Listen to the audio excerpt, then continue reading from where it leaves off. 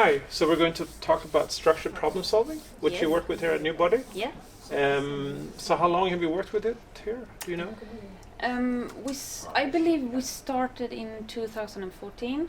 I have worked here since 2017, and yeah. So it's like 7 years? Well, yeah. 6-7 years. 6-7 years, about okay. that. Yeah. So you have some experience of it? Yeah. Hopefully. Hopefully. So what I think is important when you work with structured problem solving is real problems, and you have strategic meetings where you have your deliverables here, and then you have daily meetings where you get deviations and challenges, and it comes in here on the left. Yeah. So here it says deviations and ideas. Yes. So here is when everything new comes up, we put it on paper. Yeah. And that's weekly. You go through this, right? Yes, exactly. We go through these boards once a week. On all levels. At all levels. Yeah. Yes, correct. And what we do when we have a new deviation or ID is that we prioritize it. So we look at it, and it depends. Is it a critical problem, or is it a big problem or small problem? And depending on that, it become prioritized. So otherwise, we put it here in the weight column. Yes, or otherwise we start with it either with as a quick fix. Yeah. It's like a smaller problem, a problem that we don't need to analyze that much. Yeah. So and it's pretty easy to solve. Yeah. So either we work with it as a quick fix, or we start with it as an A3. Yeah. And then we put it here at the PDCA loop. And let's go and look how an A3 works. Can we look at one of yours? Yeah, of course. And this is one you've done all the way. Yes. And you have 8 steps in your structured problem solving. You say A3, it's the size of the paper. Why do you think it's important to have the size of the paper? Actually, I don't think that's matter at all. No? It's the structure itself and the steps, the process that you go through when you solve this problem. That's the most important part, yeah. So the size of the paper is not a big deal. No, it's good. So you start here with step 1 is describing the problem, why was it chosen, and who and what is affected. Yes. So what's important there? What's the common mistakes you see? The common mistake is that you don't write the actual problem. Okay. So what do you write instead? You make it too general. It's very common that you go directly to the solution. Okay. We can take this A3 as example. Yeah. When we started with this one, we wrote that we don't have any process for this. Okay. And the problem is not that we don't have a process. That is rather a solution for this problem. So that's very common, and also that you usually write the problem too general. Okay. So you then it becomes too broad. And yeah, exactly. And here the problem you had, if I understood it correctly, is that when you change your measurement sizes, the list for it, or the composition of text cells, it's not communicated as good internally. Yes. And also not to the customer. Exactly. Which I can see myself it would be a problem. Yeah. So this ended as 2 problems itself in this A3. Okay. And you have a little, so this is describing the problem step 1, and then you have a little box here called coaching. What's that? And you have a coach, Henke, and second Sayad. So second coach Sayad, yeah. We started, I believe it was 1 or 1.5, 2, maybe, was it 2 years ago? Yeah, a couple of years ago. We started with something called coaching, and it's basically to develop the persons that are working with the problem. Yeah. So you have a coach, which you meet when you have when you have come to a level when you feel that, okay, I'm done with the problem solving now, then you book a meeting with the coach and you go through the problem and you explain it and you show your data, and the coach asks very open and general questions. And the goal with this is to develop the persons who are working with it and to make sure that you actually work on the right problem. So it's supposed to develop your capabilities as a problem solver, but also make sure that we solve this problem. Yeah, exactly. And you have a coach, but you're also a coach. Yes. So you have two roles there. Yeah. And the second step is current situation. Describe how it was when the problem arose through facts and breaking down. So what do you think there, and what's the common mistake? The common mistake here is that you don't follow a red line through the entire tool. Maybe you describe the current situation with something else that is not correlated to the problem. Okay, so getting off track. Yeah, exactly. Yeah. Or maybe you make it too general, or once again you go directly to a solution. Okay, that's again. You so go to it could be that you start to create a new process or something like that. And another thing I find a lot, which I don't find here, is that there's not a lot of facts, but you have figures and facts. Yeah. The best thing is to make it the current situation, or every state, make it visualized, so you can look at it as pictures rather than text. This is maybe not the best one, but a couple of years old. A couple of years old, yeah. But to make it simple, it's very good to work with numbers and pictures. And after the current situation, I kind of think of this as like putting the flashlight and putting the light where, here we find the problems with facts, so it becomes more concrete. And then you have a target. What do you want to achieve, and what is it you want to do there? Step 3. In that step, you come up with a goal. What do you want to achieve with this problem? Is it some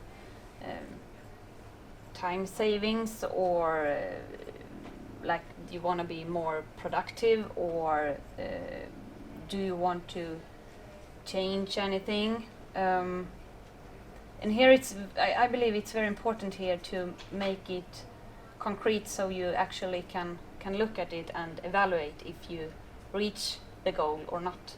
So when you have solved the problems, you can go back and check, did we really solve it? Yes, exactly. And here, I guess you want the right sizes and compositions to be updated for customers, both and internally also.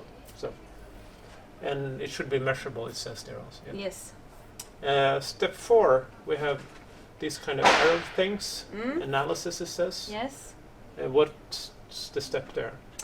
So in the analysis, you put down the actual problem, and then you try to find the root cause for each problem. Okay. So it can be several things that creating these problems, and it's important here to find all the issues and. So you have the kind of the effects, and here you're trying to find the underlying causes. Yes, exactly. But you have 2 of these fishbone diagrams. Yeah. When we started with this, we first created one, but then after some coaching, we find out that the best would be to divide it in 2. So one of these is more internally. What's the problem is there between the departments with the information sharing, and the other one is more related to the customers. Okay, so it looks kind of square. It is square, but it seems dynamic process solving the problems. You go back and you learn, and so this is just the final end piece. But it's been a journey. Yes, it has. And I believe we have redone this part 5 or 6 times. Okay, yeah. And it could be several times. Yeah. It depends, because you find things along the way that you want to change the description or. Yeah. And that's okay. Yes, it's okay. It's the whole part with this. Okay. And then you have, going on the right side, you have more implementation and follow-up. Yes. And here it says countermeasures, and here it's include hypothesis. So what's the aim of this here? The aim of this is to find actions that we should implement or develop in order to solve these problems that we have. Yeah. And what's important here is to find solutions and actions that actually cover every part in the analysis. So each root cause is included here. Okay. Did you follow what I mean? Yeah, I think so. So each root cause is included here as an action. Yeah. And then you have an hypothesis, so you kind of try to understand what this would lead to. Yes. It's very important here that you can evaluate each action or solution, or it depends on the problem, of course. Yeah. But it's very important to be able to go back and look at, okay, did we solve this, or are we happy with the result, or can we do something better? Okay. So it's kind of deep. Yeah, you could say that. And then after that, you have the action plan. What should be done by who and by when, and if the result of it. Yeah. So that's kind of straightforward. Yeah. And then you have follow-up to secure, did we achieve the result, and should hopefully be measurable. Also, what you did learn. And did the result was the result as we expected, or did we see any deviations from the plan? I believe actually this is the hardest part. Yeah. It's very easy to come up with solutions, and then is everything fine? Oh, good, we can do it like this now. Check off, and then we're yes, because you are done. But here you must evaluate. Okay, was this good enough? Can we do better? Are we happy with the result? And with this problem, we actually we had to go back because we find a deviation when we did the evaluation. So we had to go back to the solution part and come up with further or more solutions, and then write another hypothesis, and then redo everything. Okay, so we didn't redo it. It was more. You had to do more stuff. Yeah. Okay, so it's one more. Yeah. And then the last step, celebrate or. Celebrate. Standardize and spread, it said. Yeah. So, what's?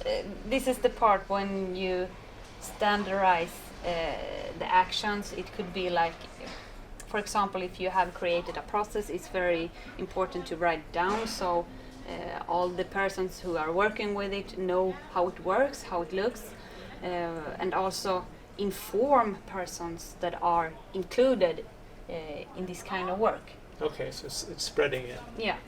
So this takes some time.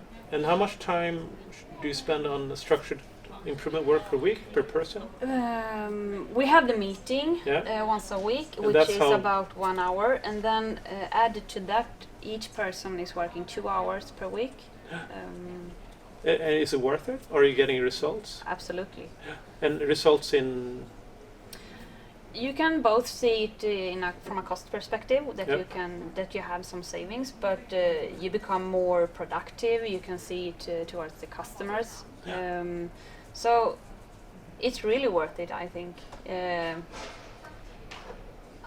I would not want to work in another way. Yeah. This is so basic, or this is just the way we do it, and it works really good. Do you see any disadvantages? I cannot say that. Okay. If someone, of course, it requires some time from each person, but everyone knows that it's beneficial in the long run. So if you would give anyone a recommendation that starts with this, how should they start? I think the best way to start is to start small, and to create a structure and to really create a pulse in it. So maybe you start with a meeting once a week, and that you actually have deviations and ideas that you put here. Okay, so it's real things that are disturbing your daily work. Yeah. And you work with them and that you really prioritize that this is something important and this is something everyone should work with. Okay, and you put time on. Yeah. Okay. Thank you very much. Thank you.